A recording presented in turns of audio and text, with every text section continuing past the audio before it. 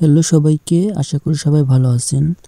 তো মাস দেড়েক আগে আমি যখন মাসির বাসায় চলে গিয়েছিলাম, তো যাওয়ার আগে আমি কিন্তু একটা সবজি চাষ করছিলাম। আপনাদের সেই ভিডিওটা দেখাইছিলাম যে আমি আমার উঠানের পাশেই কিছু জায়গায় কিছু লাল শাক এবং আমার ওই পাশে কিছু মূলা শাক, তারপরে আপনার পালং শাক, এগুলোর বীজ বুনে দিয়ে গেছিলাম।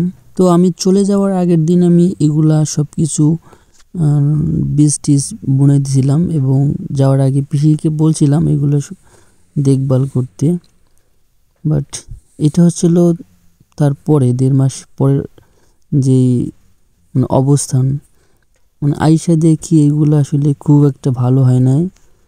খুব টেনটেনে অবস্থা, খুব চিকুন এবং ভালো মতো পাতা বা শাকগুলো বড় হয় নাই। তো এটার একমাত্র কারণ হচ্ছে এটার সেরকম প্রপারলি যত্ন হয় নাই।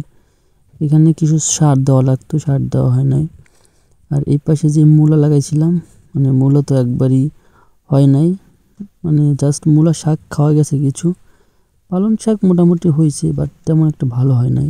আমরা জাস্ট বাড়িতে খাওয়ার জন্য এগুলো আসলে করছিলাম, বাট সেই কারণে সার টার দিতে চাইনি। তো এখানে দেখেন ছোট্ট একটা মূলা হয়েছে, এরকম দেখতে হয়েছে, আর হয় নাই।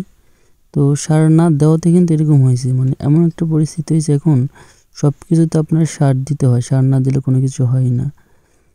ব্যাপারটা এরকম হয়ে দাঁড়িয়েছে যে সার ছাড়া কোনো কিছু হইতেই চায় না। তারপরেও যতটুকু হয়েছে মোটামুটি শাক খাওয়া গেছে, কিন্তু আমি বাড়িতে থাকলে মনে হয় একটু বেশি ভালো হইতো। তো প্রথমবার করাতে মোটামুটি হালকা একটা অভিজ্ঞতা হয়েছে।